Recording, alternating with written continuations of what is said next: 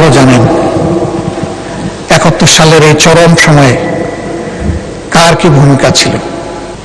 1979 সালে political parties revival অ্যাক্টের মধ্য দিয়ে স্বয়ং আওয়ামী লীগ আবার তাদের পুনর্জন্ম হয় বাংলাদেশে। এবং সে সময় যে কয়টি দল ছিল তারা সকলেই রাজনীতি করার এই সুবিধাটুকু বা তাদের অধিকারটুকু তারা ফিরে পান। আমরাও সেই সময় ফিরে পেয়েছি। এই জন্য আল্লাহ তাআলার কৃতজ্ঞতা আদায় করার পাশাপাশি যে মহান ব্যক্তি এই উদ্যোগ নিয়েছিলেন তারও কৃতজ্ঞতা আমরা আদায় করছি। মাননীয় স্পিকার, আপনাকে ধন্যবাদ। মাননীয় স্পিকার, আমাদের এই অঞ্চল দুইবার স্বাধীন হয়েছে। 47-এ একবার, 23 বছর পরে আবার মহান মুক্তিযুদ্ধের মধ্য দিয়ে দ্বিতীয়বার। আমি মহান মুক্তিযুদ্ধে যারা দেশ এবং জাতির জন্য বীরত্বপূর্ণ ভূমিকা রেখে লড়াই করেছিলেন তাদের সকলের প্রতি গভীর শ্রদ্ধা নিবেদন করছি। দলের নেতা 10 মিনিটের মধ্যে শেষ করুন। 10 minute. Sorry, 10 minute. Thank you. মাননীয় স্পিকার,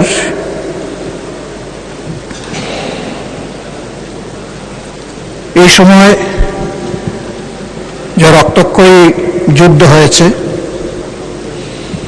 এই যুদ্ধে যারা নেতৃত্ব দিয়েছিলেন তাদের অনেকেই দুনিয়া ছেড়ে চলে গেছে। আমি তাদের সকলের আত্মার মাগফিরাত কামনা করছি এবং আল্লাহ তাআলার দরবারে আল্লাহ যাতে তাদেরকে শহীদ হিসাবে কবুল করেন সেই জন্য দোয়া করছি। দেশ স্বাধীন হয়েছে, বুক ভরা আশা নিয়ে মানুষ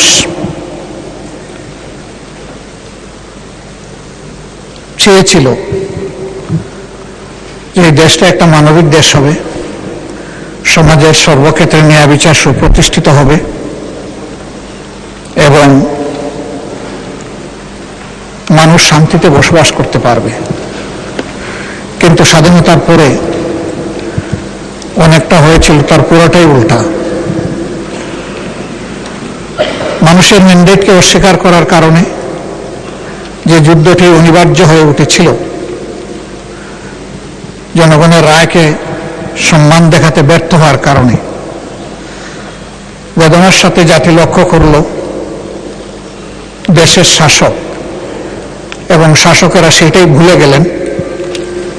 তাদের শাসন ক্ষমতার এক পর্যায়ে এসে বহুদলীয় গণতন্ত্রকে হত্যা করে তারা একদলীয় বাকশাল কায়েম করলেন। এই বাকশাল কায়েমের ইতিহাস খুব বেদনাদায়ক। সংসদে আমি জানি না 73-এর যে সংসদ গঠিত হয়েছিল আজকের এই সংসদে সেই রকম কোন সদস্য উপস্থিত আছেন কিনা, আমার ধারণা নেই। এই সংসদ মাত্র 7 মিনিট আলোচনা করে বহুদলীয় গণতন্ত্রকে হত্যা করেছিল এবং একদলীয় বাকশালের জন্ম দিয়েছিল। এর মধ্যে দিয়ে দেশের তখনকার বিদ্যমান সবগুলা রাজনৈতিক দলকে নিষিদ্ধ ঘোষণা করা হয়েছিল। এমনকি আওয়ামী লীগ এতটা বেপরোয়া হয়েছিল যে আওয়ামী লীগ নামে তারা নির্বাচন করে 70 এবং 73 সালে ক্ষমতায় আসলো, তারা স্বয়ং আওয়ামী লীগকেও নিষিদ্ধ ঘোষণা করল। 75-এর পর পরিবর্তনের পর ক্ষমতার ধারাবাহিকতায়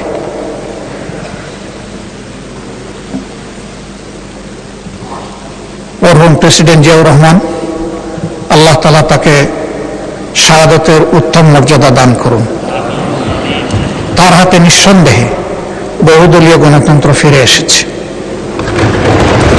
যার সুফল পরবর্তী পর্যায়ে জাতি পেয়েছে এবং আজকের পার্লামেন্টও সেই ধারাবাহিকতারই অংশ।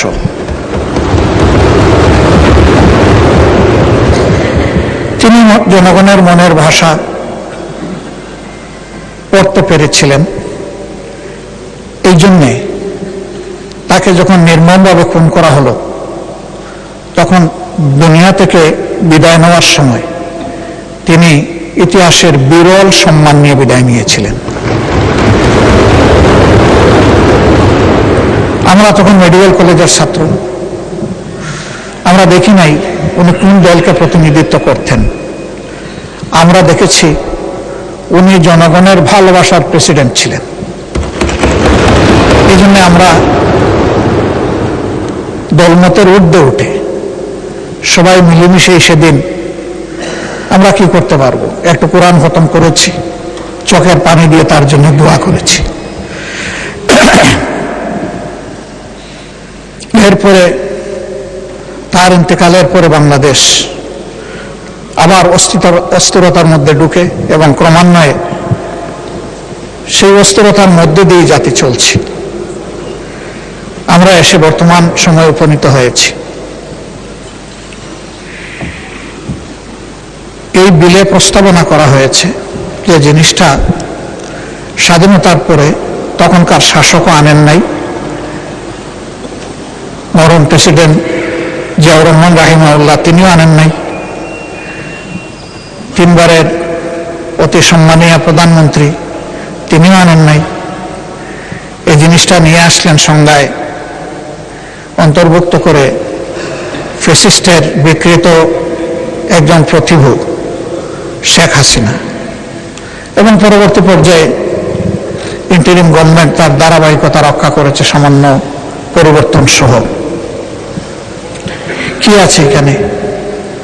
আছে তৎকালীন তিনটা সংগঠনের নাম নেওয়া হয়েছে: তৎকালীন মুসলিম লীগ, জামাতে ইসলামী, নিজামে ইসলাম পার্টি। পাক সেনাবাহিনীর সাথে আরো কিছু এনসিলারি ফোর্সের সাথে তিনটা রাজনৈতিক দলের নাম এসেছে, এবং বর্তমান উপস্থাপনায় বা প্রস্তাবনায় তৎকালীন এই তিন সংগঠনের কথা বলা হয়েছে। আল্লাহ ভালো জানেন 71 সালের এই চরম সময়ে কার কি ভূমিকা ছিল। আল্লাহ তাআলা তার নিখুঁত, পূর্ণাঙ্গ, একমাত্র সাক্ষী। বাকি আমরা যারা আছি তারা আংশিক সাক্ষী, কিন্তু আল্লাহ তাআলাই পূর্ণাঙ্গ সাক্ষী। আমরা চাই প্রিয় বাংলাদেশ রাজনীতির সুস্থ ধারায় জনগণের প্রতি দায় এবং দরদ নিয়ে, দেশের প্রতি ভালোবাসা নিয়ে এই দেশে প্রত্যেকটি রাজনৈতিক সংগঠন তার কার্যক্রম পরিচালনা করুক। 1979 সালে পলিটিক্যাল পার্টিজ রিভাইভাল অ্যাক্টের মধ্য দিয়ে স্বয়ং আওয়ামী লীগও আবার তাদের পুনর্জন্ম হয় বাংলাদেশে, এবং সে সময় যে কয়টি দল ছিল তারা সকলেই রাজনীতি করার এই সুবিধাটুকু বা তাদের অধিকারটুকু তারা ফিরে পান। আমরাও সেই সময় ফিরে পেয়েছি। এই জন্য আল্লাহ তাআলার কৃতজ্ঞতা আদায় করার পাশাপাশি যে মহান ব্যক্তি এই উদ্যোগ নিয়েছিলেন তারও কৃতজ্ঞতা আমরা আদায় করছি। আমরা কখনো এটা ভুলে যাইনি, ভুলে যাব না। আমরা সেই দায় দরদ ভালোবাসা নিয়েই 79 সাল থেকে বাংলাদেশে আমাদের রাজনৈতিক সাংগঠনিক কর্মকাণ্ড পরিচালনার চেষ্টা করছি। আগামীর দিনগুলোতেও আর জাতিকে বিভক্ত নয়, বরঞ্চ ঐক্যবদ্ধ করে আমরা যাতে একটি মাথা উঁচু করে দাঁড়ানো সম্মানের জাতি গঠন করতে পারি, সব দলের এটি হোক অঙ্গীকার। আমরা আর এই জাতিতে কোনো বিভক্তি চাচ্ছি না। আজকে এই বিল মহান সংসদে এসেছে। এই কয়টি সংক্ষিপ্ত কথা বলে আমি পরম সম্মানিত এই মহান সংসদের উপর এর ভার ন্যস্ত করে আমার কথা আমি এখানেই শেষ করছি। ধন্যবাদ মাননীয় স্পিকার, আমাকে সময় দেওয়ার জন্য। 2 মিনিট সময় আমি কম নিয়েছি। ধন্যবাদ মাননীয় বিরোধী দলের নেতা।